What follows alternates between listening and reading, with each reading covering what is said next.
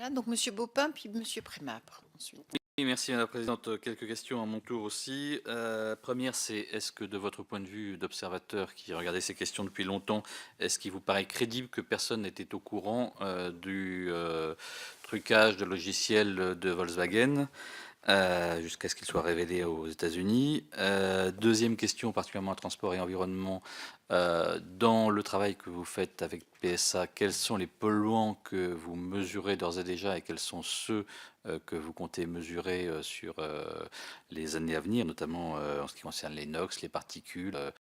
Et sur la question des particules, il peut y avoir notamment aussi la question des particules secondaires, donc comment vous pouvez éventuellement faire des évaluations en la matière.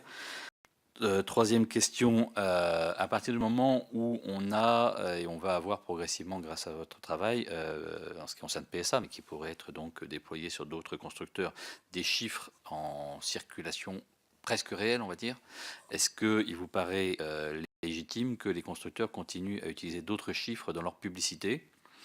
Quatrième question, notre rapporteur vous a posé la question de la neutralité technologique par rapport à la pollution. Je ne sais pas quelle va être votre réponse, mais donc je la prolonge.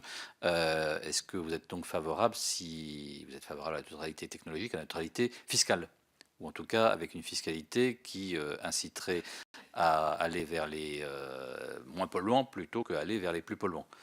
Et puis, dernier élément, en ce qui concerne tout ce qui est contrôle, Delphine Batho évoquait l'hypothèse d'avoir un autre système d'agences et de sanctions très lourdes. Autre hypothèse, est-ce que vous êtes favorable à une agence européenne plutôt qu'avoir des agences nationales pour ce qui est de l'homologation des véhicules? Voilà, chers collègues. Oui.